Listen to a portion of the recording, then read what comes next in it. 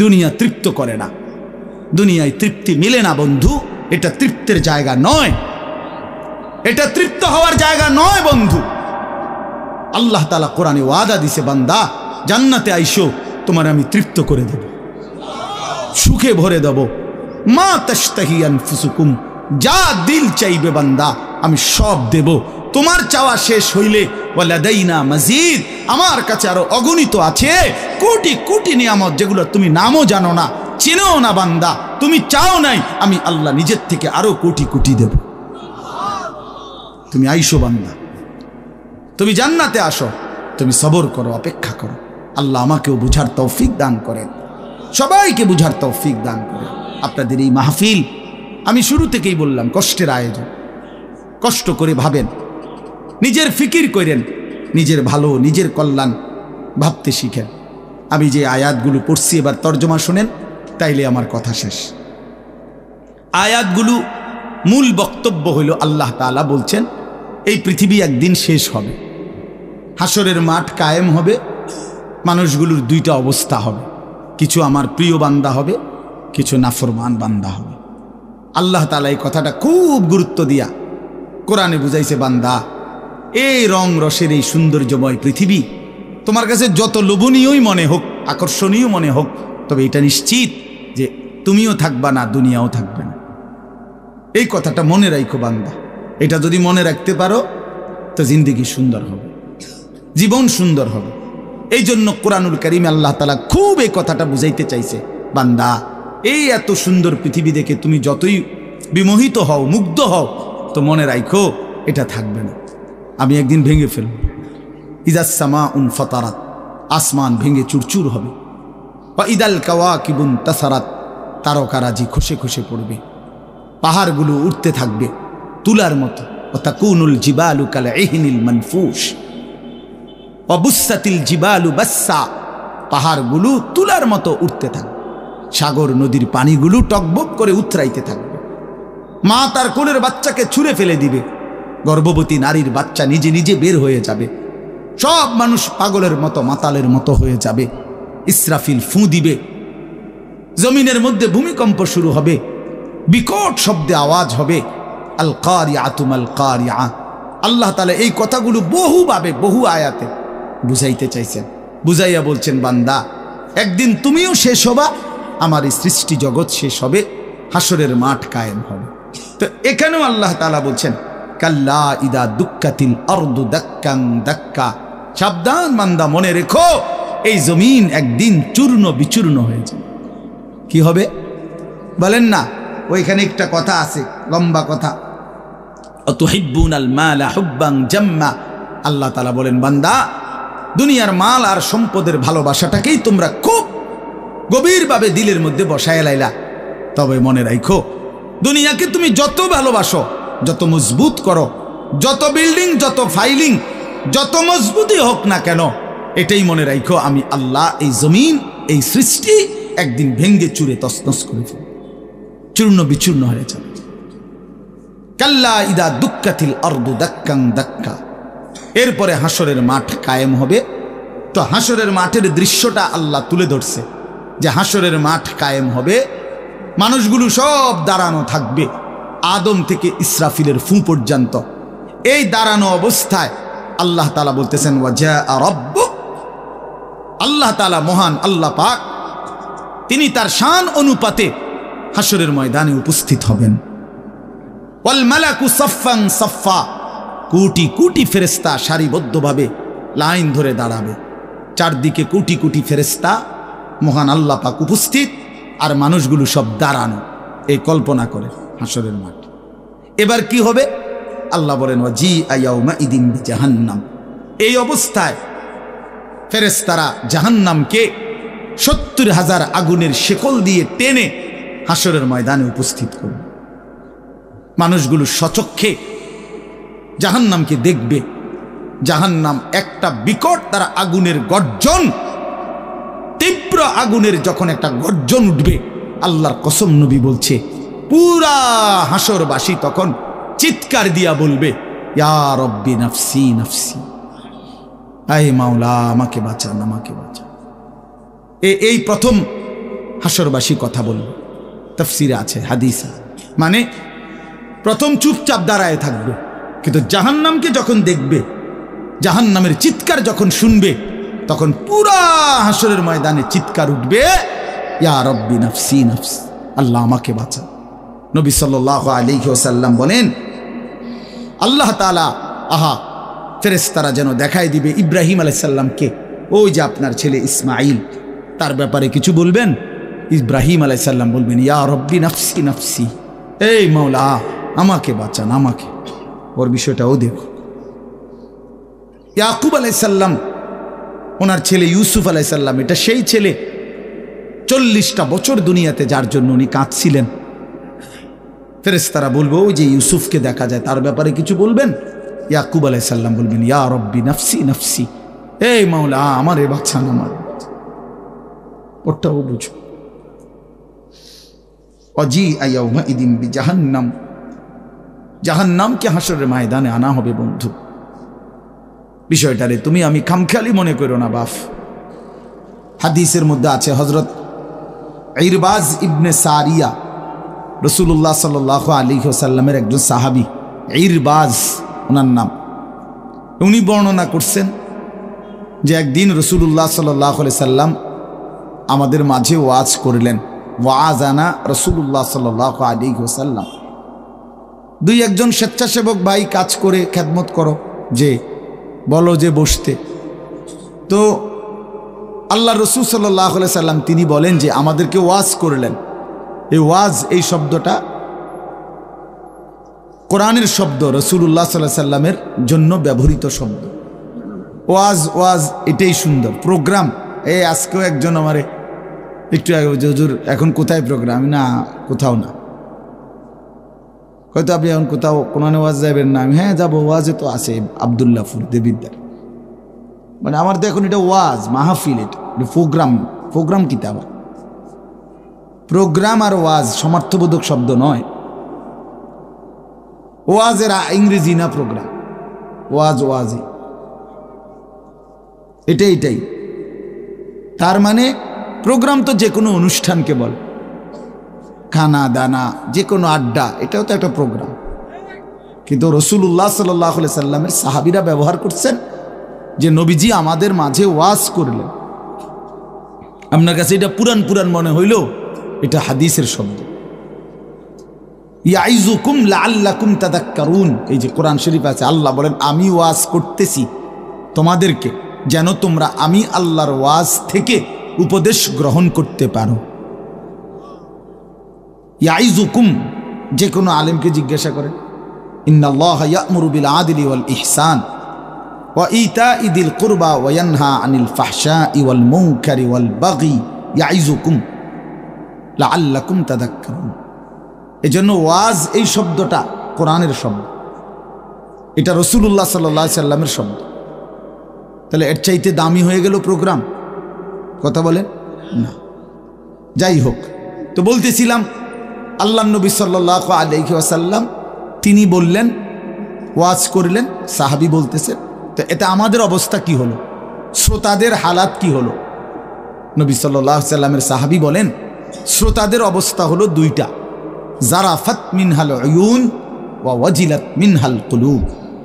নবীজির ওয়াজের পরে আমাদের হালাত হলো এই, আমাদের চোখ দিয়ে অঝরে পানি ঝরতে লাগলো, আমাদের দিল আল্লাহর ভয়ে কাঁপতে লাগলো।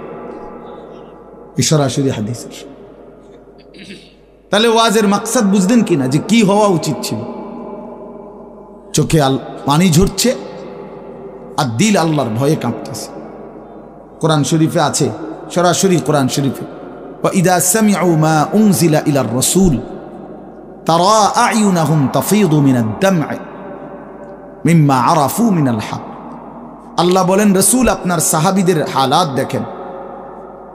আমি আল্লাহর কোরআন যখন আপনার উপরে নাজিল করা হয়, আর আপনি যখন সাহাবীদের সামনে এই কোরআন তেলাওয়াত করেন, তারা আ'য়ুনাহুম, ওই দেখেন ভাই, ওই দেখেন, দেখছেন কি পরিমাণ অপদার্থ এটা? এরকম করলে কেন ভাই তুমি? আরে তুমি মিয়া জ্যাকেটওয়ালা, তুমি আবার পিছে চাও কেন? তুমি চিনো না আমারে, কোনোদিন দেখো নাই? আমি 1 মিনিটের জন্য ছেড়ে দিতে রাজি না। আমি নওজোয়ানের পরিবর্তন চাই। এই এক ফিকির নিয়া জিন্দিগির আমার মেহনত, প্রতিটা নওজোয়ানের বদলানো চাই। এই জন্য সোজা কেউ না বলুক, তারা আমি বলবো, আমি নিয়ত করছি যে একদিন পারি একদিন বলবো। যেদিন বলতে পারবো না, নাই। পৃথিবী থেকে কোনোদিন যদি নাই তো নাই, কিন্তু ছেড়ে দেব না আমি ইনশাআল্লাহ। লক্ষ লক্ষ মুসলমানের কিশোর তরুণ যুবক একরকম এটা ভাবছে, এরা ছেলেরা যে এদের কোনো অভিভাবক নাই, আপন মা বলার সাহস পায় না, আপন বাবা বলার সাহস পায় না, এলাকার কেউ কিছু বলার সাহস পায় না। তোমরা ছেলেরা মিয়া যা মন চায় তাই করতেছো নিজের খেয়াল খুশি মতো। আরে ভাইয়া, এভাবে নিয়ন্ত্রণহীন, অভিভাবকহীন, কারো তত্ত্বাবধানবিহীন জীবন জন্তু জানোয়ারের জীবন বেটা। আমি বললাম বেটা, যার মাথার উপরে কোনো ছায়া নাই, যার কোনো অভিভাবক নাই, যারে আগলাইয়া রাখে না কেউ, যারে শুধরাইয়া দেয় না কেউ, আল্লাহর কসম ওই জীবন জানোয়ারের জীবন বেটা, এটা জন্তু জানোয়ারের জীবন। তোমার মনে যা চাই তাই করবা, এটাকে আল্লাহ কোরআনে বলছে এই লোকটার পরিচয় হলো সে জানোয়ার, যার জীবনের কোনো নিয়ন্ত্রণ নেই। রাতের বাজে 3টা ঘুমায় না, সকাল বাজে 9টা ওঠে না। দেখিতা তো পাগল না ছাগল না, এটা পতনেরও টাইম নাই, উড়নেরও কি নাই। এটা কোনো জীবন হলো মনে না, এটা জানোয়ারের জীবন না। সারা রাত, রাতের 3টা বাজে মোবাইলে উলঙ্গ ছবি দেখতেছে। আস্তাগফিরুল্লাহ, আস্তাগফিরুল্লাহ। স্বাভাবিকভাবে জি বলো ভাই, রসিকতা করো না, তামাশা করো না, বিকট আওয়াজে যেই বলারও দরকার নেই, স্বাভাবিক শুনতে থাকো ভাইয়া। এই জন্য আমি বললাম ভাই রাগ হইও না, আল্লাহ তোমারও বরকত দান করেন।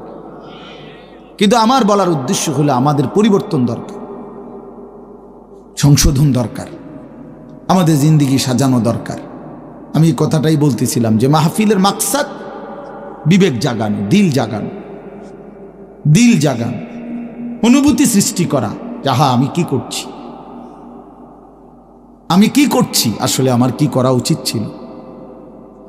তাইলে কোরআনুল কারীমের মধ্যে আল্লাহ তাআলা বলছেন, আল্লাহর কথা শুনলে সাহাবীদের চোখ দিয়ে তারা আয়ুনাহুম তাফিদু মিনাদ দাম'i, নবী আপনি দেখবেন আপনার সবগুলো সাহাবীর চোখ থেকে অঝরে পানি ঝরছে, কাঁদতেছে।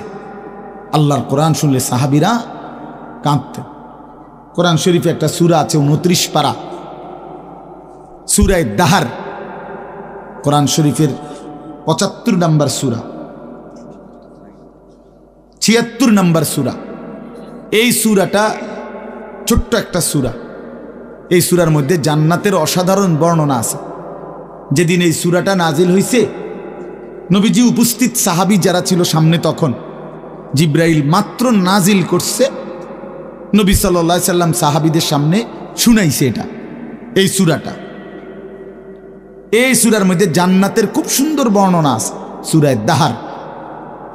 তো এই সূরার এই জান্নাতের বর্ণনা শুইনা এইখানে বসা একজন সাহাবী, কালো, রজুলুন আসওয়াদ, তাফসিরে আছে, উনি ছিলেন একদম কালো রঙের সাহাবী, সহজ সরল সাহাবী। এইখানে বসেই একটা চিৎকার দিছে জান্নাতের আকাঙ্ক্ষায়, ওইখানে ইন্তেকাল করছে। আল্লাহ নবী সাল্লাল্লাহু আলাইহি সাল্লাম বলছেন, লাকাদ আখরাজা নাফসা সাহিবিকুম আশ-শাওকু ইলাল জান্নাহ,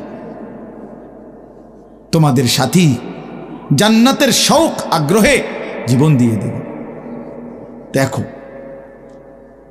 जान दिए दिलो जान, निकल जाए दम तेरे कदमों के नीचे, यही दिल की हसरत, यही दिल की आरज़ू है। আল্লাহর প্রিয় বান্দারা এটা বলে যে হে বড় মাওলা, আপনার কদমের নিচে জীবন দিয়ে দিলাম। এটাই ছিল দিলের তামান্না, এটাই ছিল দিলের আফসোস, আহাজার। সাহাবায়ে কেরাম যখন আল্লাহর জন্য শহীদ হইতেন, অসংখ্য সাহাবীদের জীবনীতে আছে, যুদ্ধের ময়দানে যখন শহীদ হইতেন রক্ত মাখা শরীর নিয়া, শেষ মুহূর্তে সাহাবীরা একটা কথাই শুধু বলতেন, ফুজতু ওয়া রাব্বিল কাবা, কাবার রবের কসম আমি কামিয়াব হয়ে গেলাম, আমি সফল। ফুজতু অর্থ হলো আমি সফল হয়ে গেলাম, সফল হয়ে গেলাম। তার মানে শহীদ ব্যর্থ হয় নাই, শহীদ কি হয়েছে? সফল হয়েছে। শহীদ জীবন পেয়েছে, নতুন করে জীবন পেয়েছে। এই জন্য আমার ভাই, আল্লাহর জন্য আল্লাহর কথা শুনলে দিলের হালাত এমনই হওয়ার কথা।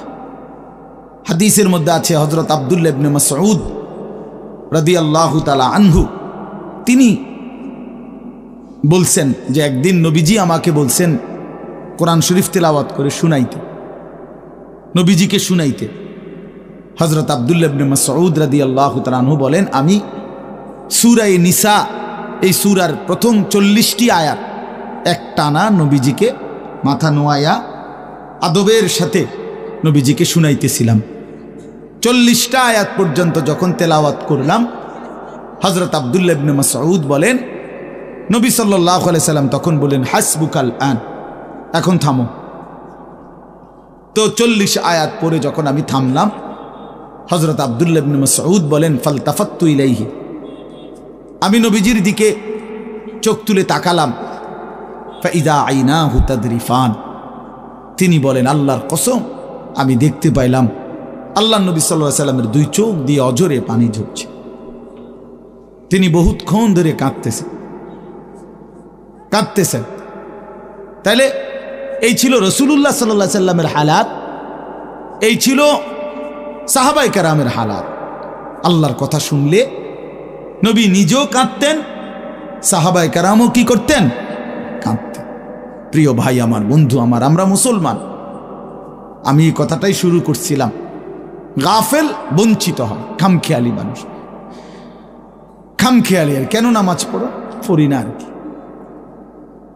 পড়ি না। মসজিদে যাইতে ভাল লাগতেছে না, কেরুম লাগতেছে, কি জানি কেরুম জানি লাগতেছে, কেরুম লাগতেছে, এরুম আরে কেরুম, পাগল কোথাকার বেটা, কেরুম লাগতেছে এইটাও কই তারস না তুই?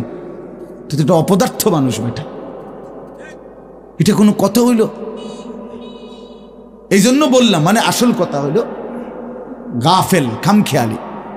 কোরআন শরীফে আছে যত লোক জাহান্নামে যাবে, আল্লাহর কসম ভাইয়া শোনো, যত লোককে আল্লাহ জাহান্নামে ফেলবে, আল্লাহ কোরআনে স্পষ্ট বলছে সবগুলোর পরিচয় হলো উলাইকা হুমুল গাফিলুন, এগুলো গাফেল।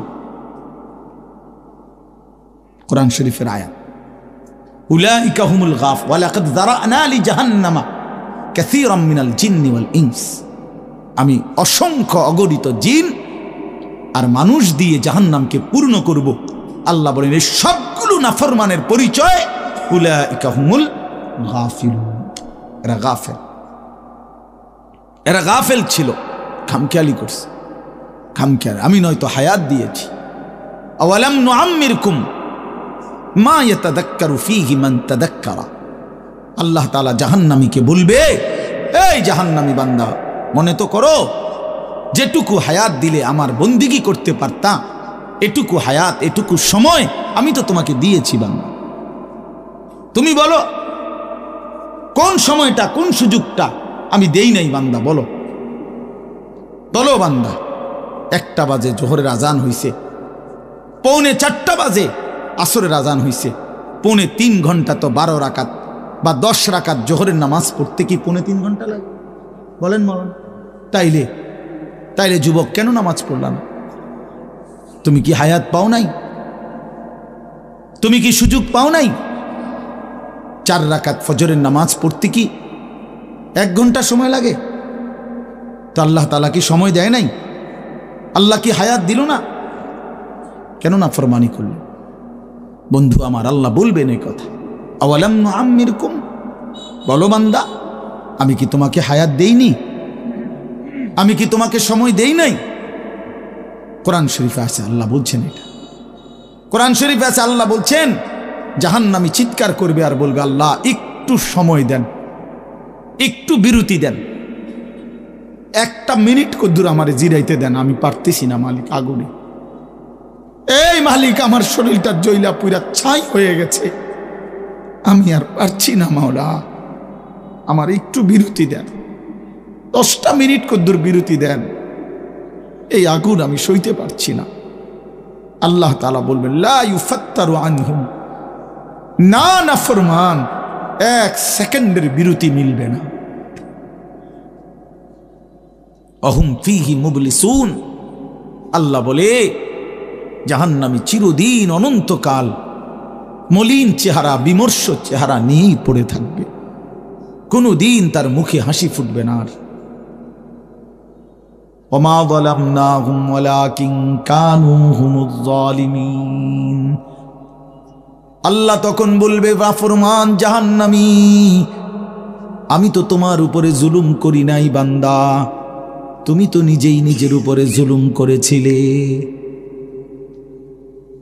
আমি জুলুম করি নাই। আমি যতগুলো হুকুম করেছি, যতগুলো নিষেধ করেছি বান্দা, প্রতিটা হুকুম পালন করার যোগ্যতাও আমি শরীরে দিয়েছি। তুমি যদি রুকু করতে না পারতা আমি বলতাম না, তুমি যদি সেজদা করতে না পারতা তাইলে আমি হুকুম করতাম না। আমি তো গাছকে বলি নাই সেজদা করতে, তোমারে বলছি। আমি তো মাছকে বলি নাই সেজদা করতে, তোমাকে বলেছি, কারণ তোমাকে তো যোগ্যতাও দিয়েছি। ইন্না হাদাইনাহুস সাবিলা, আল্লাহ বলেন আমি তো বুঝাইবার জন্য আমার পক্ষ থেকে প্রতিনিধিও পাঠিয়েছি, আমি তো বুঝবার জন্য আসমানি কিতাবও দিয়েছি, নবীও দিলাম, রসুলও দিলাম, ওলামায়ে কেরামকেও দিলাম, কিতাবও দিলাম, শরীরেও মানার যোগ্যতা দিলাম, তাইলে কেন পারলা না বান্দা? নামাজ পড়ার যোগ্যতাও আছে, বুঝাইয়া বলার লোকও আছে, বুঝবার মতো কিতাবও আছে, কেন পড়লেন না বলেন? আপনারা যে কেউ যদি সিদ্ধান্ত নেন 2 রাকাত নামাজ পড়বেন, তাহলে আপনাদের শরীরে পড়ার যোগ্যতা আছে কিনা? আপনারা যদি সিদ্ধান্ত নেন কিভাবে পড়ব, তো এই কথা বুঝাইয়া বলার জন্য কোনো আলেম আছে কিনা? যদি বলেন কোরআন থেকে কইলেন, তো এটা দেখানোর মতো কিতাব আছে কিনা? তো কি সমস্যার কারণে পারলেন না? বন্ধু বলেন, প্রিয় ভাই বলো, আমার নওজোয়ান সন্তানরা বলো, ভাইয়া কি কারণে পারলা না? আজকের সারাদিনে 5 ওয়াক্ত নামাজ কেন পড়তে পারলা না দোস্ত? কেন পড়তে পারলা না? হ্যাঁ, এই পৃথিবীতে কত বন্ধুর কত আবদার রক্ষা করলেন, পরম বন্ধু মহান আল্লাহ পাকের কোনো আবদার রক্ষা করলেন না। সামান্যটুকু উপকার যে করছে তারে কতবার থ্যাংক ইউ দিলেন। 24 ঘন্টা যিনি লালন পালন করছে তারে একবারও সেজদা দিলেন না। এই নাফরমান, তুই এত বড় গাদ্দার কেমনে হইলি বেটা? বেনামাজির চাইতে বড় গাদ্দার আর কে হইতে পারে? বেনামাজির চাইতে বেয়াদব, অসভ্য আর কি? বেনামাজি অসভ্য, অসভ্য বেনামাজি শয়তান। যার কপালে সেজদা নাই ওই শয়তান, শয়তান, শয়তান, ওইটা শয়তান। আমি বললাম, আল্লাহর কোরআন বলছে, ইবলিস তুই সেজদা দিলি না, আজকের থেকে তুই শয়তান। ইবলিস রে এর আগে শয়তান বলতো না, বলতো না, আজকের থেকে শয়তান, আজকের থেকে রাজিম, ফখরুজ ফাইন্নাকা রাজিম। আল্লাহ বলছে বের হ বেঈমান, কেন সেজদা দিলি না? ফাইন্নাকা রাজিম, আজকের থেকে ইবলিস তুই অভিশপ্ত। এজন্য বেনামাজি অভিশপ্ত, বেনামাজি শয়তান। ওয়া ইন্না আলাইকা লানাতা ইলা ইয়াউমিদ্দিন। আল্লাহ বলছে ইবলিস তুই আমারে সেজদা দিলি না, তো মনে রাখিস আজকের থেকে নিয়ে ইসরাফিলের ফু পর্যন্ত, কিয়ামত পর্যন্ত তোর উপরে আমি আল্লাহর লানত। এটাই তো তর্জমা নাকি? কিয়ামত পর্যন্ত তুই নাম বেঈমানের উপরে আমি আল্লাহর লানত। এই জন্য বেনামাজি মনে রাখো, এই যুবক তোমরা যারা নামাজ পড়ো না, তোর উপরে আল্লাহর লানত। আল্লাহর লানত, তোর খোদার গজব তোর উপরে, মনে রাখিস। বলে না আমি ভাত খাই, ভাত, হ্যাঁ ভাত জন্তু জানোয়ারও খায়। আমি তো ঘুম যাই, ঘুম কুত্তাও যায়, কুকুরও খায়, কুকুরও পেশাব পায়খানা করে, কুকুরেরও যৌন চাহিদা পূরণ হয়, এই জন্য কুকুরেরও বাচ্চা কাচ্চা হয়। এটা কোনো অবাক কিছু না। আপনি ভাত কতটি খান আর ঘুম যান আর পেশাব পায়খানা করেন আর লজ্জাস্থানের চাহিদা পূরণ করেন, এরই নাম যদি জীবন হতো, তাই জানোয়ারের সাথে তফাৎ কি? বলেন না কেন? জন্তু জানোয়ারের সাথে আমাদের জিন্দেগির তফাৎ কোথায় ভাইয়া? কি ব্যস্ততায় পড়ে গেলেন এই বাবারা, বন্ধুরা আমার, কি ব্যস্ততায় মালিককে সেজদা দিতে পারলেন না? মা সালাকাকুম ফি সাকার ক্বালু লাম নাকু মিনাল মুসাল্লিন। আল্লাহর ফেরেশতা জাহান্নামীকে বলবে, হে জাহান্নামী বেঈমান, কে তোকে জাহান্নামে কেন নিয়ে আসলো? কেন আসলি জাহান্নামে? বন্ধু আমার শোনো বন্ধু, আল্লাহর কোরআনে আল্লাহ বলেন জাহান্নামী বলবে ক্বালু লাম নাকু মিনাল মুসাল্লিন, ফেরেশতা ভাইয়া কারণ আমি নামাজি ছিলাম না, এজন্য জাহান্নামী হলাম। ওয়াইলুন ইয়াওমাইদিল লিল মুকাদ্দিবিন ওয়া ইযা ক্বিলা লাহুমুর কাউ লা ইয়ারকাউন। বলে সমস্ত মিথ্যাবাদী নাফরমান পাপী, সেদিন মনে রেখো হাসরের ময়দানে তোমাদের জন্য জাহান্নাম। যদি বলেন কেন, আল্লাহ বলেন ওয়া ইযা ক্বিলা লাহুমুর কাউ লা ইয়ারকাউন, বারবার তাকে বলা হয়েছে নামাজের জন্য, রুকু করতে, সেজদা করতে, নাফরমান আমি আল্লাহকে সেজদা করে নাই, নামাজ পড়ে নাই, রুকু করে নাই, এজন্যে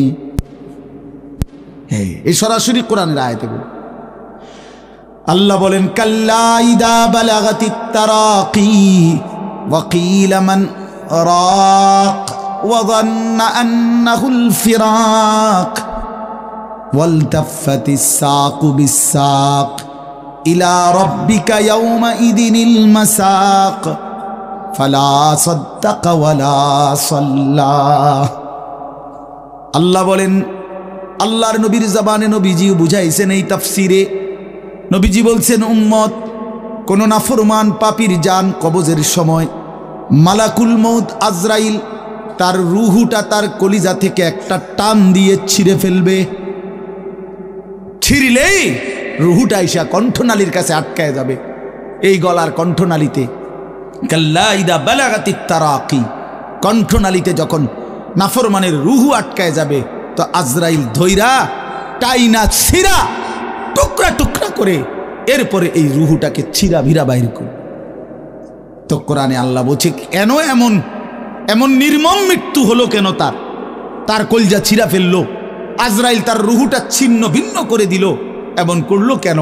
আল্লাহ বলেন কারণ দুইটা, ফালা সাদ্দাকা ওয়ালা সাল্লা, এই নাফরমান আমি আল্লাহরে বিশ্বাস করে নাই এবং নামাজ আদায় করে নাই। কি আদায় করে নাই? ভাত খাও, হ্যাঁ ভাতে তো দুগা খাও নাকি তা? হ্যাঁ মোবাইল টিপো আর মানুষের বেডি দেখো, দেখো ভাইয়া দেখো। কুলু ওয়া তামাত্তাউ কালিলান ইন্নাকুম মুজরিমুন। আল্লাহ বলে নাফরমান অল্প সময়ের দুনিয়া খাও, ভোগ করো, শুধু মনে রেখো তুমি নাফরমান। এখন ভাত খাও, পরে ফিডা হইব। কবরের প্রথম ঘন্টায় আমি বুঝাই দেব আমি মালিক কেমন। কাল্লা সাউফা তা'লামুন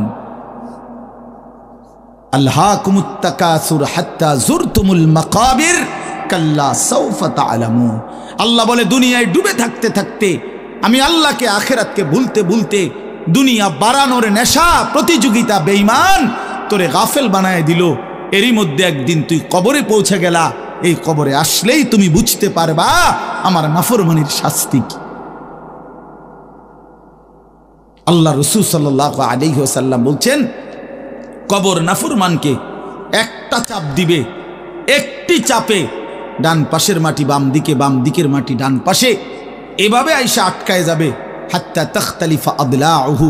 নবীজি বলেন ডান পাশের হাড্ডি পাঁজর ভাঙ্গা বাম পাশের গুলো ডান পাশে এইভাবে আঙ্গুল যেভাবে ঢোকে এইভাবে হাড্ডি একটার ভিতরে ঢুকে যাবে। কি মনে করছো দোস্ত, আমার বন্ধু, আমার এটা নিশ্চিত আল্লাহর কথা মিথ্যা হয় না।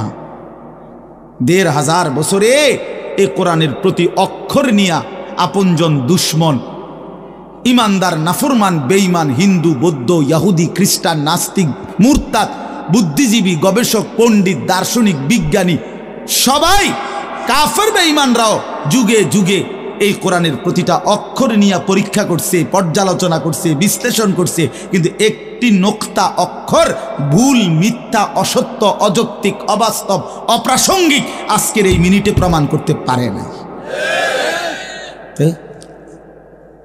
যদি সন্দিহান হইতো তত প্রমাণ হয়ে যাইত যে এই সমস্ত তথ্য উপাত্তের আলোকে প্রমাণিত হলো কোরআনের এই আয়াতটি ভুল। সেটা কোনটা? এমন হইছে? কথা বলে না কেন? বলো জেনারেল শিক্ষিত ছেলেরা, তোমরা বলো ভাইয়া, পদার্থবিজ্ঞান, জীববিজ্ঞানের কোন তথ্যের আলোকে কোরআনের কোন তথ্য ভুল? রসায়ন বিজ্ঞান, উদ্ভিদ বিজ্ঞান সহ যাবতীয় বিজ্ঞানের কোন সূত্র মতে কোরআনের কোন শব্দ ভুল হয়েছে, কোন তথ্য ভুল হয়েছে? হয়েছে বাবা। তো তাইলে কবর ভুল হবে কেন? আখেরাত ভুল হবে কেন? জান্নাত ভুল হবে কেন? হাসরের মাঠ ভুল হবে কেন? ইসরাফিলের ফু মিথ্যা হবে কেন? এই পৃথিবী যে ধ্বংস হবে এই কথা মিথ্যা হবে কেন? মিথ্যা হবে কেন? যদি মিথ্যা হতোই তো আল্লাহ তাআলার দুনিয়াবি কথাগুলো তো ভুল হইতো, সেগুলো তো ভুল হয় না। নবী সাল্লাল্লাহু আলাইহি সাল্লামের 1450 বছরে আমাদের নবী সাল্লাল্লাহু আলাইহি সাল্লামকে নিয়ে শুধু মুসলমানরাই গবেষণা করে নাকি? কাফের বেঈমান আমাদের চাইতে বেশি করে, আমাদের চাইতে বেশি গবেষণা করে নবীজিকে নিয়ে, কিন্তু আপনজন দুশ্মন সবার গবেষণায় মুহাম্মদ আরবি সাল্লাল্লাহু আলাইহি সাল্লাম তিনিই সর্বশ্রেষ্ঠ। বন্ধু পরীক্ষা করলেও তিনি শ্রেষ্ঠ, দুশ্মন পরীক্ষা করলেও তিনি শ্রেষ্ঠ। বাহ! হ্যাঁ, তিনি সবার পরীক্ষায়। রাসূলুল্লাহ সাল্লাল্লাহু আলাইহি সাল্লামের প্রতিটা আচরণ, উচ্চারণ, চলাফেরা, কথাবার্তা, কাপড়, লেবাস, পোশাক, হাঁটা চলা, খানা, খাদ্য, পেশাব, পায়খানা, আহার, নিদ্রা, 24 ঘন্টার প্রতিটা নড়াচড়া পৃথিবীর সর্বোচ্চ শ্রেষ্ঠ মডেল, সবচেয়ে সুন্দর, সবচেয়ে সুন্দর। তিনি হাসলেও সুন্দর, তিনি কাঁদলেও সুন্দর, তিনি হাঁটলেও সুন্দর, তিনি বসলেও সুন্দর। এজন্য প্রিয় ভাই আমার, বন্ধু আমার, বেনামাজি হইও না বাপ। মাঝ বয়সী যারা, আপনাদেরকেও বলি, একটা চা দোকান নামাজ পড়তে দেয় না, একটা সিএনজি নামাজ পড়তে দেয় না, একটা অটো রিক্সা নামাজ পড়তে দেয় না, একটা বুটমুড়ির দোকান নামাজ পড়তে দেয় না, সামান্য কুদ্দুর ক্ষেতের ফসল নামাজ পড়তে দেয় না। 12,000, 14,000, 20,000 টাকার একটা চাকরি, এটা আপনাকে এক ওয়াক্ত নামাজ পড়তে দেয় না। হায় হায় বদনসিব! কয় টাকার বিনিময়ে আল্লাহকে ভুলে গেলেন? 20,000 টাকার বিনিময়ে। একটা দোকানে কয় হাজার টাকা বেতন হলো, এই 30,000, 40,000 টাকার বেচা কিনার বিনিময়ে আল্লাহকে ছেড়ে দিলেন। যুবক ভাই, তোমরা এই 12, 14, 20,000 টাকার একটা মোবাইলের কাছে আল্লাহকে ছেড়ে দিলা। মাত্র 20,000 টাকায় তুমি ইমানদার বিক্রি হয়ে গেলা। ছি ছি ছি ছি! মোমেন তো এত কম দামে বেচা হয় না, এত অল্প দামে তো বেচা হইবার কথা না ভাই। মাত্র একটা 15-20,000 টাকা দামের মোবাইলের কাছে তো বিক্রি হয়ে গেল। নিজের ইমান, নিজের ইসলাম, নিজের আখেরাত, আল্লাহর সাথে সম্পর্ক, রাসূলের সাথে সম্পর্ক, ধর্মের সম্পর্ক, কোরআনের সম্পর্ক সব ছেড়ে দিলা, সব ভুলে গেলা। তুমি চেনো না আল্লাহ কি, রাসূল কি, আখেরাত কি। তুমি চিনছো শুধু মোবাইল, নারী, ছবি, নর্তকী, জিনা, ব্যভিচার, অসভ্য দৃশ্য, বন্ধুদের আড্ডা। না ভাইয়া, এত কম দামে ইমানদার বিক্রি হয় না, মুমিন এত অল্প দামে বিক্রি হয় না। হ্যাঁ, 54 বছরের যেই জালেম স্বৈর শাসক বাপ পুতে মিলে, সিরিয়ার ওই জালেম স্বৈর শাসক ফ্যাসিস্ট, যে 54 বছর ধরে হাজারো লক্ষ মুসলমানের রক্তে জমিন ভাসাইছিল, কারাগারের অন্ধকার প্রকোষ্ঠে আটকায় রাখছিল, মুসলমান ইমানদারের রক্তের আহাজারিতে আল্লাহর জমিন কাঁপতেছিল। ওই সিরিয়াতে এই যে কয়দিন, মাত্র 2 দিন হলো, 8ই ডিসেম্বর 24 বছরের জুলুমের শাসন থেকে পলাইয়া সিরিয়ার প্রেসিডেন্ট বাশার আল আসাদ ভাগছে, পলাইছে। শুনছেন আপনারা? পলাইছে, নতুন উইকেট পড়ছে যে, শুনছেন? এই যে 8ই ডিসেম্বর আরেকটা উইকেট পড়ছে। প্রথম উইকেট পড়ছে 5ই আগস্ট, দ্বিতীয় উইকেট পড়ছে 8ই ডিসেম্বর। 2024 উইকেট পড়ার বছর, 2024 উইকেট পড়ার বছর। এবছর বোলিং ভালো হয়েছে, এবছর উইকেট পড়তেছে। 2 উইকেট পড়ে গেছে, আগামী উইকেট নেতানিয়াহু ইনশাআল্লাহ। ইসরায়েলের এই কুত্তাও হেরে যাবে ইনশাআল্লাহ। ইসরায়েলের ওই বেঈমান নেতানিয়াহু অয় ভাগবে, অয় পালাবে ইনশাআল্লাহ, কোনো সন্দেহ নেই। ফিলিস্তিনের বিজয় হবে ইনশাআল্লাহ, ফিলিস্তিনের বিজয়। আর ওই যে 130 কোটির ধমক দেখায় যে বেটা, ওই মোদি, ওরাও হেরে যাবে ইনশাআল্লাহ, ওরাও হেরে যাবে। ওখান থেকে আলুর ধমক দে, আলু, পেঁয়াজ। বেটা মন্ডা কয় আটটা গিয়ে কন্যাই কথা কস বেটা, পেঁয়াজের ধমক দেশ বেটা। হ্যাঁ, পেঁয়াজ, আমগো পেঁয়াজ বন্ধ করে দিবে, আমরা আলু বন্ধ করে দিবে। হেঁটে ইন্ডিয়া থেকে আমগো আলু বন্ধ, পেঁয়াজ বন্ধ। পেঁয়াজ তার আব্বার। হ্যাঁ, পেঁয়াজ কি মোদির আব্বার? বলো যুবক, তার বাপের পেঁয়াজ বেটা। তো তাইলে তুই বন্ধ করবি কি বেটা? তোদের পেঁয়াজ বন্ধ করবি কেন? তোদেরকে পেঁয়াজ, রসুন, আদা, চাল, ডাল, ভাত, মাছ খাওয়াই যিনি, 24 ঘন্টা তোদেরকে বাঁচায় রাখছে যিনি, তিনি তো আমার আল্লাহ বেটা, আমার আল্লাহ, আমার আল্লাহ। ওই বেঈমান, তোর কি বেঈমান? তুই তো মূর্তি ছাড়া তোর কিচ্ছু নাই বেটা। ওই মালিক তো আমার মালিক, আমি ওই মালিকের সেজদা করি, আমার মালিক তোকে খাওয়ায় বেটা। আল্লাহ রিজিক দেয় ওদেরকে, ওরা আম করে ধমক দেয়, ওরা আমাদেরকে ধমক দেয়। যত ধমকই দাও, মনে রাখো যুবক, তোমাদের কাছেও বলি, এই ইসলাম আমাদের কাছে আমানত। আমরা সাফ কথা, 110 কোটি 130 কোটি বেঈমান আমরা ভয় পাই না। আমরা কোনো সংখ্যা গণি না, ওদেরকে আমরা গণা তো ধরি না। আমাদের একজন, আমাদের শুধু একজন, আগেও একজন, এখনো একজন, আগামী দিনও একজন, তিনি আল্লাহ। বলো ভাই কে? আর তিনি আকবার, তিনি সবচেয়ে বড়, সবচেয়ে বড়, তিনি বড়, একজনই বড় আমাদের, আল্লাহু আকবার। বলো ভাই, সবাই বলো, জোরসে বলো ভাই, আল্লাহু আকবার, আল্লাহু আকবার, আল্লাহু আকবার। বলো বলো, আওয়াজ করে বলো, বলো বলো। বেঈমান শুনুক, কাঁটা তারের বেড়ার থেকে শুনুক বেঈমান। বড় স্লোগান দাও, আল্লাহ বড়, আল্লাহু আকবার, আল্লাহু আকবার, আল্লাহু আকবার। আল্লাহই বড়, আল্লাহই বড়, আল্লাহই বড়। 110 কোটিকে আমরা হিসাব করি না। ইনশাআল্লাহ এই বাংলাদেশের ইমানদার মুসলমান আমরা কলিজার খুন দিয়ে হলো মাতৃভূমির প্রতি ইঞ্চি জমিন আমরা হেফাজত করবো ইনশাআল্লাহ, ইনশাআল্লাহ। সোজা কথা, কোনো সন্দেহ নাই, এতে কোনো সন্দেহ না। আমার মতো 2, 4, 10, 50 হাজারের রক্তে জমিন হয়তো ভাসবে, কিন্তু এদেশেও ইনশাআল্লাহ কালেমার পতাকা উঠবে ইনশাআল্লাহ। হ্যাঁ, এদেশে হিন্দু থাকবে, কোনো অসুবিধা নাই। আমরা কোনো সময় আমরা তাদের উপরে জুলুম করি নাই, কিন্তু জবাই যুবক মনে রাখো, এ কথার উপরে প্রতিবাদ করতেই হবে যে ইসকনের গুন্ডারা, সন্ত্রাসীরা এই দেশে থাকতে পারবে না। ইসকন সন্ত্রাসী, ইসকন গুন্ডা, গুন্ডা, হিন্দু গুন্ডা, হিন্দু সন্ত্রাসী। অতএব ইসকনের অন্তর্ভুক্ত কোনো হিন্দু সন্ত্রাসী গুন্ডা এদেশে থাকতে পারবে না। এদেশে সাধারণ হিন্দুরা থাকুক, কোনো আপত্তি নেই। আমরা কোনোদিন তাদের উপরে কোনো জুলুম করি নাই, কেউ করে নাই, কেউ করে নাই, কেউ করে নাই।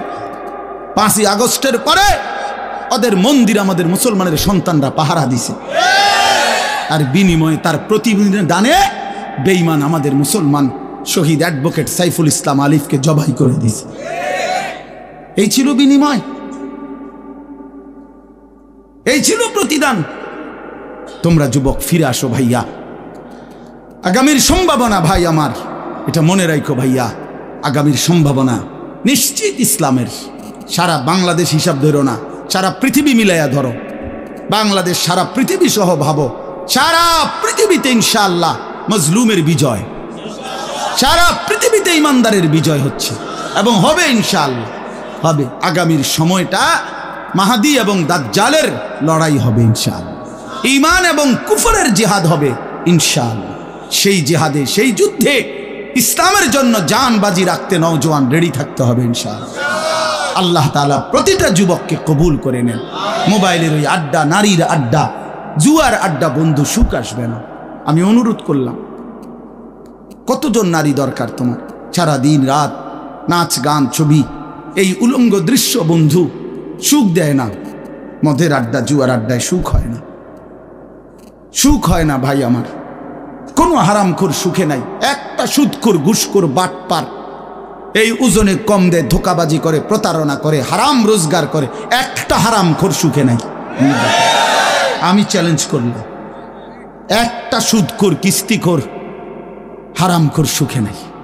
একটা নেশাখোর জুয়ারি সুখে নাই, সুখে নাই। বেপর্দা নারী একটাও সুখে নাই, একটাও না, একটাও না।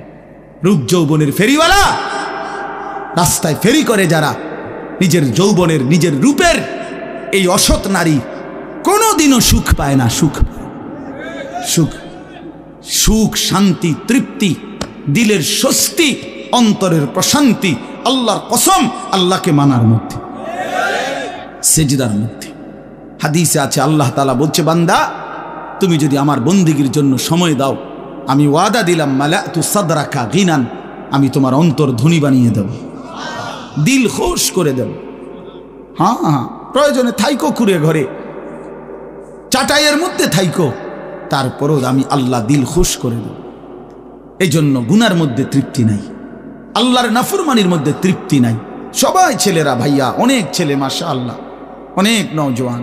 প্রিয় ভাই, তুমি ফিরে আসো, তুমি নামাজ পড়ো, তুমি নামাজ পড়ো, তুমি আল্লাহকে রাজি করো। মোবাইলের আড্ডা, জুয়ার আড্ডা, নারীর আড্ডা ছেড়ে দাও। যে চাহিদা আল্লাহ দিছেন, আমি প্রতিদিন বলি ভাই, এই বলতে বলতে ক্লান্ত হয়ে গেছে। যে চাহিদা আল্লাহ দিছেন, সে চাহিদা পূরণের ব্যবস্থাও আল্লাহ রাখছেন। তৃষ্ণা যিনি দিছেন, পানি তিনিই দিছেন। যিনি ক্ষুধা, খাবারের চাহিদা দিয়েছেন, তিনি হালাল খাবারের ব্যবস্থাও রাখছেন। ঠিক লজ্জাস্থানের যে চাহিদা, এটা আল্লাহ তাআলাই দিয়েছেন, সেটা পূরণের জন্য হালাল স্ত্রী আল্লাহই ব্যবস্থা রাখছেন। তুমি ওয়েট করো, অপেক্ষা, কুত্তার মতো হইও না। সারাদিন বেডি, নারী, ছবি, না, এটা জানোয়ারের স্বভাব। মাথালুহু কামাথালিল কালব ইন তাহমিল আলাইহি ইয়ালহাস আও তাতরুকহু ইয়ালহাস। আল্লাহ বলছেন নাফরমান কুত্তার মতো। সরাসরি কোরআন শরীফের আয়াত। রাগ করার সিস্টেম, রাগ করে যাবেন কার লগে রাগ করবেন? হ্যাঁ, হুজুর এত বড় কথা না, হুজুর এত বড় কথা কইছে না, আল্লাহ বলছে, সহ্য হয়নি আপনার? কার লগে রাগ করবেন আপনি? আল্লাহ বলছে ফামাসালুহু কামাসালিল কালব, নাফরমান কুত্তার মতো। কালব অর্থ কি? কুকুর। ইন তাহমিল আলাইহি ইয়ালহাস আও তাতরুকহু ইয়ালহাস, মানে কি? আল্লাহ বলছে তার উপরে যদি বোঝা চাপায় দেয়, তাইলেও সে জিহ্বা বাইর করে দেয়, আর যদি বোঝা সরায় দেয়, তারপরও জিহ্বা বাইর করে দেয়। লুভিয়ে থাকে, জিহ্বা বাইর করে থাকে। তার মানে তার তামাম দুনিয়া দিল, সে আরো দুনিয়া চায়, আবার না দিল এই আফসুসে করে। তো তৃপ্তি হলো কই? তৃপ্তি হলো কই? দুনিয়া তৃপ্ত করে না, দুনিয়ায় তৃপ্তি মিলে না বন্ধু। এটা তৃপ্তের জায়গা নয়, এটা তৃপ্ত হওয়ার জায়গা নয় বন্ধু। আল্লাহ তাআলা কোরআনে ওয়াদা দিছে, বান্দা জান্নাতে আইসো, তোমার আমি তৃপ্ত করে দেব, সুখে ভরে দেব। মা তাশতাহি আনফুসুকুম, যা দিল চাইবে বান্দা আমি সব দেব। তোমার চাওয়া শেষ হইলে ওয়ালাদাইনা মাজিদ, আমার কাছে আরো অগণিত আছে কোটি কোটি নিয়ামত, যেগুলো তুমি নামও জানো না, চিনো না বান্দা। তুমি চাও নাই, আমি আল্লাহ নিজের থেকে আরো কোটি কোটি দেব। তুমি আইসো বান্দা, তুমি জান্নাতে আসো, তুমি সবর করো, অপেক্ষা করো। আল্লাহ আমাকেও বুঝার তৌফিক দান করেন, সবাইকে বুঝার তৌফিক দান করেন। আপনাদের এই মাহফিল আমি শুরু থেকেই বললাম, কষ্টের আয়োজন, কষ্ট করে ভাবেন, নিজের ফিকির করেন, নিজের ভালো নিজের কল্যাণ ভাবতে শিখেন। আমি যে আয়াতগুলো পড়ছি এবার তর্জমা শুনেন, তাইলে আমার কথা শেষ। আয়াতগুলো মূল বক্তব্য হইল আল্লাহ তাআলা বলছেন এই পৃথিবী একদিন শেষ হবে, হাসরের মাঠ কায়েম হবে, মানুষগুলোর দুইটা অবস্থা হবে, কিছু আমার প্রিয় বান্দা হবে, কিছু নাফরমান বান্দা হবে। আল্লাহ তাআলা এই কথাটা খুব গুরুত্ব দিয়া কোরআনে বুঝাইছে, বান্দা এই রং রসের এই সৌন্দর্যময় পৃথিবী তোমার কাছে যত লোভনীয়ই মনে হোক, আকর্ষণীয় মনে হোক, তবে এটা নিশ্চিত যে তুমিও থাকবা না, দুনিয়াও থাকবে না। এই কথাটা মনে রাখো বান্দা, এটা যদি মনে রাখতে পারো তো জিন্দেগি সুন্দর হবে, জীবন সুন্দর হবে। এই জন্য কোরআনুল কারীমে আল্লাহ তাআলা খুব এই কথাটা বুঝাইতে চাইছে, বান্দা এই এত সুন্দর পৃথিবী দেখে তুমি যতই বিমোহিত হও, মুগ্ধ হও, তো মনে রাখো এটা থাকবে না, আমি একদিন ভেঙে ফেলব। ইদাস সামাউন ফাতারাত, আসমান ভেঙে চুরচুর হবে। বা ইদাল কাওয়াকিবুন তাসারাত, তারকারাজি খসে খসে পড়বে, পাহাড়গুলো উঠতে থাকবে তুলার মতো। ও তাকুনুল জিবালু কাল ইহনিল মানফুস, অবুসাতিল জিবালু বাসসা, পাহাড়গুলো তুলার মতো উঠতে থাকবে, সাগর নদীর পানিগুলো টকবক করে উথরাইতে থাকবে। মা তার কোলের বাচ্চাকে ছুঁড়ে ফেলে দিবে, গর্ভবতী নারীর বাচ্চা নিজে নিজে বের হয়ে যাবে, সব মানুষ পাগলের মতো মাতালের মতো হয়ে যাবে। ইসরাফিল ফু দিবে, জমিনের মধ্যে ভূমিকম্প শুরু হবে, বিকট শব্দে আওয়াজ হবে। আল কারিআতু মাল কারিআ। আল্লাহ তাআলা এই কথাগুলো বহুভাবে বহু আয়াতে বুঝাইতে চাইছেন, বুঝাইয়া বলছেন, বান্দা একদিন তুমিও শেষ হবা, আমার এই সৃষ্টি জগৎ শেষ হবে, হাসরের মাঠ কায়েম হবে।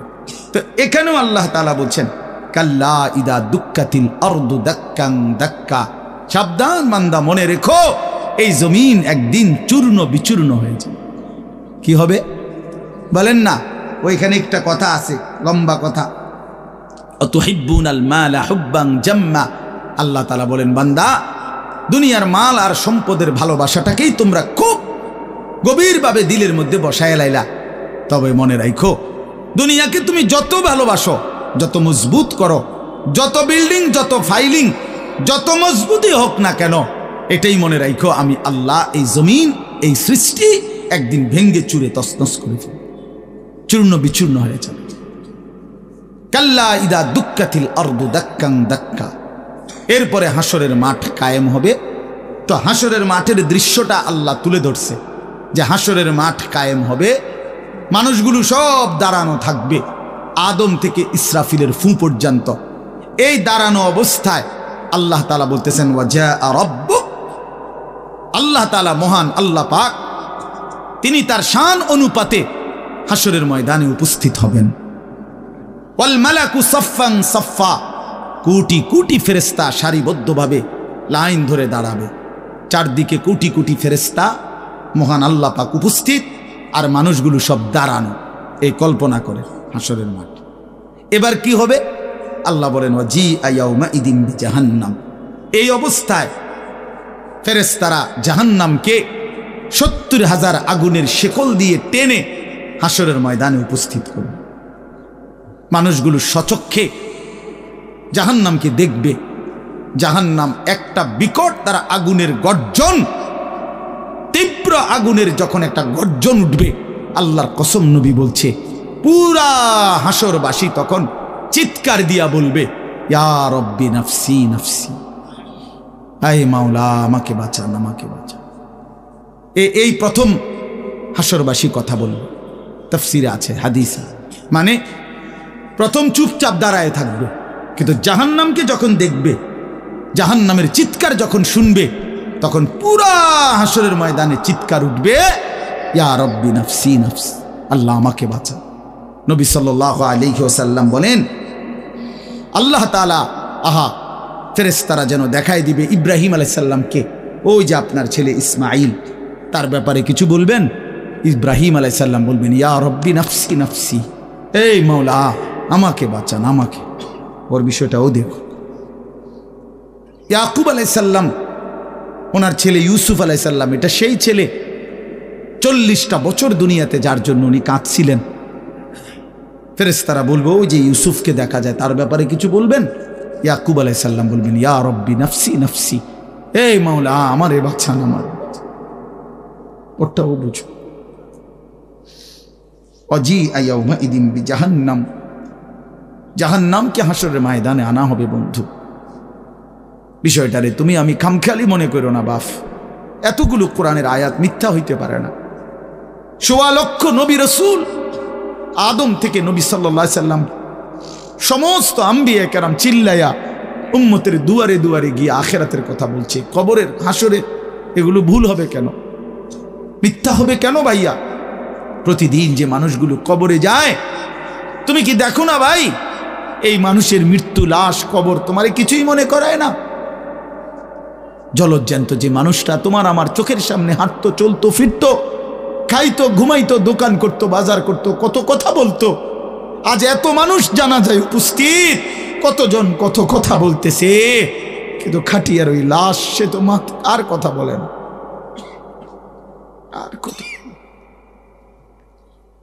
আর কথা বলে না। আমি তো আমার বাবার লাশ দেখছি, আমার বাপ সারা জীবন দেখতাম, আব্বারে দেখছি আমি বুঝাওয়ার পরে সারাক্ষণ বলতো আমার সময় নাই, সময় নাই।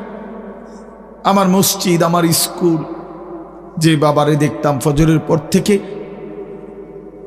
রাত 11 তো দৌড়াইতেন, শুধু ব্যস্ত ছিল, সেই বাপ একদিন স্তব্ধ হয়ে গেছে। মৃত্যু বাবাকে একদিন থামাই দিছে বন্ধু। আমার মামির জানাজা পড়ছি আমি 2-3 দিন আগে, আমার জ্যাঠার জানাজা পড়ছি আমি কয়দিন আগে।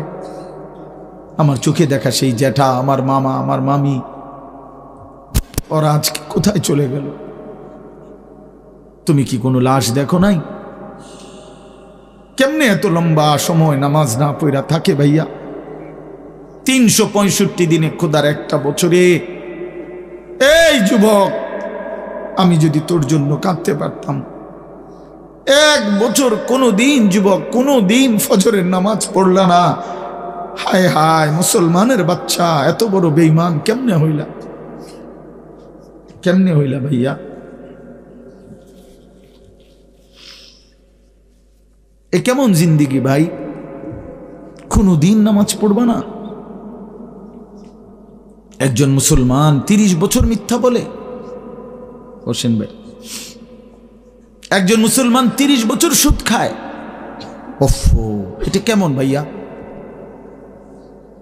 ইনসাফের সাথে বলেন, ইনসাফের সাথে বলেন। হা ওয়াজিআ ইয়াওমাইদিন বিজাহান্নাম ইয়াওমাইদিন ইয়াতাযাক্কারুল ইনসানু ওয়া আন্না লাহুদ যিকরা। রব্বুল আলামিন বলেন, নাফরমান জাহান্নামের দিকে তাকিয়ে তার পুরা জিন্দেগীর সব কথা মনে পড়বে। ওয়া আন্না লাহুদ যিকরা, কিন্তু আল্লাহ বলেন বান্দা মনে পড়ে বলো না কি লাভ হবে? বুঝে তো আসবে বান্দা, মনে তো পড়বে সব, কিন্তু লাভ কি হবে বলো? কি লাভ হবে? ইয়াকুলু ইয়া লাইতানি কদ্দামতু লিহায়াতি, নাফরমান তখন বলবে হায় আফসোস, ইয়া লাইতানি, হায় আমার আফসোস, মন্দ কপাল, আমি যদি দুনিয়ার হায়াতে থাকতে আজকের এই আখিরাতের জন্য কিছু পাঠাইতাম। সময় তো ছিল, সুযোগ তো ছিল, হায়াত তো আমার মাওলা দিছিল, রাত দিন তো দিয়েছিল, সুস্থতাও দিয়েছে, জীবন দিয়েছে, যৌবন দিয়েছে, আল্লাহ তো আমারে সব দিছিল, আমি কি করলাম? ইয়া লাইতানি লাম উশরিক বিরাব্বি আহাদা, আল্লাহ বলে নাফরমান বলবে হায় আফসোস যদি আল্লাহর সাথে শরীক না করতাম। ইয়া লাইতানি কুনতু তুরাবা, নাফরমান বলবে হায় আফসোস আজ যদি মাটি হয়ে যেতাম, আজ যদি মাটি হয়ে যেতাম। ইয়া লাইতানি ইত্তাখাযতু মা'আর রাসূল সাবিলা, নাফরমান বলবে হায় আফসোস যদি রাসূলের পথ ধরতাম। ইয়া লাইতানি লাম আত্তাখিয ফুলানান খলিলা। হায় আফসোস যদি অসৎ লোককে বন্ধু না বানাইতাম, চরিত্রহীনকে যদি বন্ধু না বানাইতাম, আজকে তো আমিও বেঁচে যেতাম।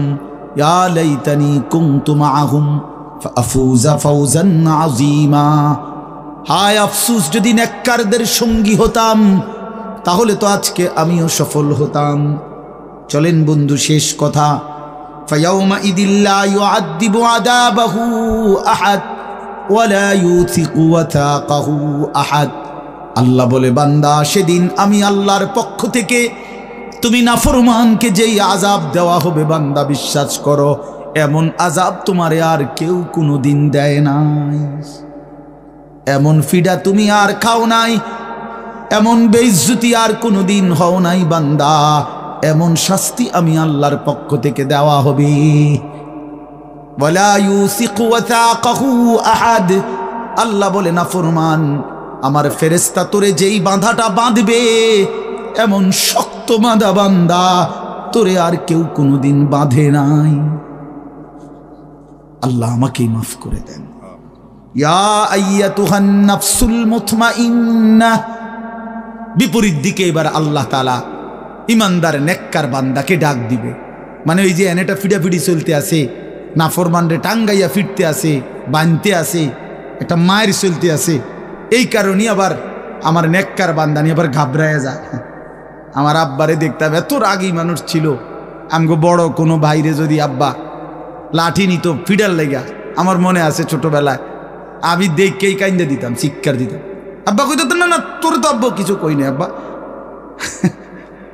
তো আল্লাহ তাআলা বলেন, আমার ইমানদার বান্দা নিয়ে আবার ঘাবড়ায়া যায়, তা আল্লাহ নিজেই ডাক দিবেন, ইয়া আইয়াতুহান নাফসুল মুতমাইন্না। হে আমার প্রিয় আত্মা, পবিত্র আত্মা, প্রশান্ত আত্মা, আমার ইমানদার বান্দা, ইরজিই ইলা রাব্বিক, কোন ঘাবড়ায়ো না, তুমি তোমার মাওলা আমি রবের কাছে আসো। রাদিয়াতাম মারদিয়া, আমিও তোমার উপরে রাজি, খুশি, তুমিও আমার উপরে খুশি। কোনো টেনশন করো না, ঘাবড়াইও না, ওইরে ফিডা চলবো, তুমি মারতো না, তুমি টেনশন করো না। ফাদখুলি ফি ইবাদি ওয়াদখুলি জান্নাতি। আল্লাহ বলবে, আমার নেককার বান্দা, প্রিয় বান্দা, তোমার আমার আরো নেককার বান্দা এখানে আছে, ওদের সাথে গিয়া মিশো, একসাথে আমার জান্নাতে ঢোকো, আমার জান্নাত। এই শেষ কথাটা বলি, প্রিয় ভাই হযরত মাওলানা মুফতি ইয়াসিন আহমদ ফারুকি মাওলানা সাহেব অসুস্থ বললেন, শুনছি আমি। আল্লাহ তাআলা পুরাপুরি শিফায়ে কামেলা আজেলা দান করে। আমি নিজে কোমরের ব্যথা আছে 2 দিন, প্রচণ্ড ব্যথা, এরপরও আল্লাহর দয়ায় আসার সুযোগ হয়েছে। তো বলতেছিলাম ভাইয়া, এই শেষ কথাটা হইল, এখানে একটা কথা আছে, ওয়াদখুলি জান্নাতি। এই জান্নাতি, আল্লাহ বলবে বান্দা আমার জান্নাতে ঢোকো।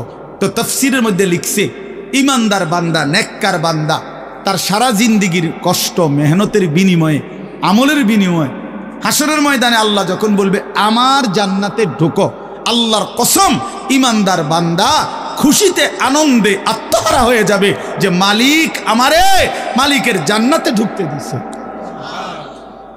কালকে আমি এক জায়গায় মাহফিলে যাইতেছিলাম, তা আমার একজন ঘনিষ্ঠ বন্ধু, কোম্পানিগঞ্জ বাজারের ব্যবসায়ী নুরুল আলম ভাই, ওরে আমি ফোন দিলাম, দোস্ত আপনি কই? কয় আমি তো যাওয়ার জন্য রেডি হয়েছি। আমি বলছি, না না, আপনি আমার গাড়িতে যাবেন, আপনি আমার গাড়িতে যাবেন। তো এই কথা বলাতে সে খুশিতে আনন্দে, আর বলেন কি হুজুর আমার আপনার গাড়িতে নেবেন? আমি, হ্যাঁ আমার গাড়িতে আপনি যাই। এই কথা বলাতেই খুশি হয়ে গেছে সে। তো রব্বুল আলামিন যখন বলবে বান্দা তুমি জান্নাতি, আমার জান্নাতে ঢোকো, বান্দা বলবে মালিক আমি সব পাইয়া লাইছি, আমি সব পাইয়া লাইছি। এই জন্য ইনশাআল্লাহ কেউ না উঠি, ছেলেরা ভাইয়া তোমরা উঠো না বাপ, দয়া করে সবাই মেহেরবানি করে আমাদের প্রিয় ভাই হযরত মাওলানা মুফতি ইয়াসিন আহমদ ফারুকি দামাত বারাকাতুহুমুল আলিয়া, তার জবান থেকে নসিহত শুনে দোয়া করে এরপরে আমরা যাওয়ার চেষ্টা করো। আল্লাহ তাআলা সবাইকে ভালো করেন, প্রত্যেকেই নামাজের ফিকির করি, 5 ওয়াক্ত নামাজ পড়লে ইনশাআল্লাহ জিন্দিগি সুন্দর হবে। মোবাইলের আসক্ত যুবক ছেড়ে দাও, নারীর আসক্তি ছেড়ে দাও, যেটুকু প্রয়োজন মোবাইল ওটুকু প্রয়োজনীয় হালাল কাজে ব্যবহার করো, কোনো মানা নাই বন্ধু, কিন্তু হারামের কাজে গুনাহের কাজে জিন্দিগিটা নষ্ট করো না বন্ধু। দুনিয়াও আফসোস হবে, আখিরাতেও আফসোস হবে। আল্লাহ তাআলা আমাদের প্রতিটা সন্তানকে কবুল করেন। প্রিয় ভাই, তোমরা বসো ভাইয়া, যে কতক্ষণই শুনো, বসো না ভাই। এই নওজোয়ান ভাই বসো, চাইয়া রয়েছে এমনি ব্যাটকায়, মানে কারে কয় বুঝেও না।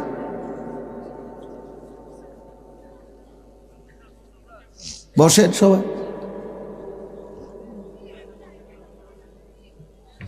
আল্লাহর কথা বসে শুনতে হয়, আল্লাহর কথা জুতা খুলে শুনতে হয়, আল্লাহর কথা আদবের সাথে শুনতে হয়, আল্লাহর কথা সর্বোচ্চ মনোযোগ দিয়ে শুনতে হয়, তাইলে জিন্দেগি বদলায়। কোনো গাফেল আল্লাহর কোরআন থেকে লাভবান হইতে পারে না। গাফেল বঞ্চিত হয়, মানে যে খামখেয়ালি। এজন্য প্রিয় ভাই, এটা জরুরি বিষয়। একজনও বুট খাইও না, বুটও খাইবা আল্লাহর কথাও শুনবা, ফায়দা হবে না ভাই। বাদামও খাইবা আল্লাহর কথাও শুনবা, কোনো ফায়দা হবে না, নিজের ভিতরে কোনো অনুভূতি জাগবে না। প্রতিটা ওয়াজের মাকসাদ কিন্তু দিল জাগানো, দিল জাগানো, নিজের ভেতরটাকে, ঘুমন্ত বিবেকটাকে জাগিয়ে তোলা, এটাই মূল একটা মাকসাদ, অন্যতম মাকসাদ।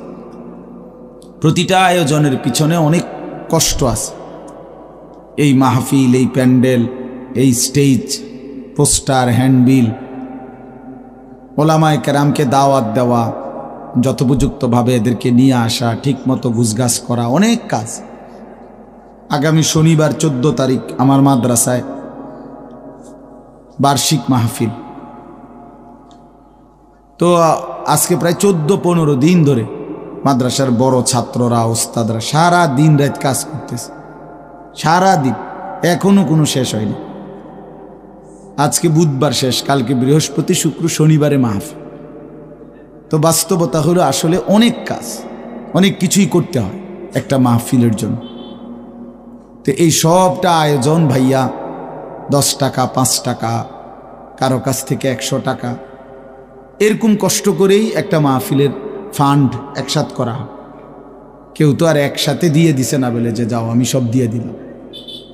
তাইলে এই সবটা কষ্টের আয়োজন বুঝি এই 10 টাকার বুটের জন্য শেষ হয়ে যাবে, এটা কথা হলো। 30 টাকার চটপটি, 20 টাকার বাদাম, এইটুকু খাইতে খাইতে সময়টা আমরা শেষ করে দিলাম। এটা ভাইয়া ইনসাফ হইতে পারে না।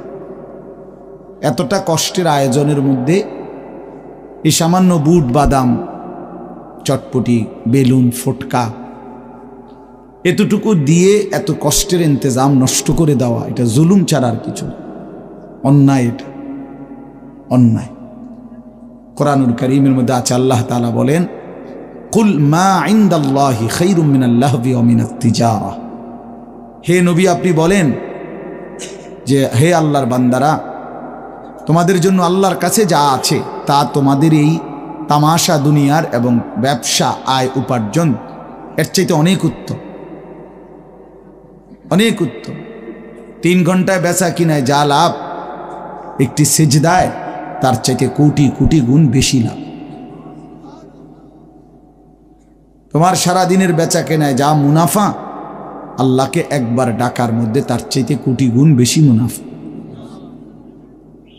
এই জন্য এটা বহুত কথা বলো না। এই ভাই, 2টা চাটাই বিছাইতে গেলে এতগুলো কথা বলো কেন? একদম কথা বলবো না মিয়া ভাই। তোমরা যদি বসতে রাজি না হও তো বাইরে চলে যাও। হ্যাঁ যাও, বাইরে যাও। 2-4 জন গাফেল না শুনলে কি হইছে?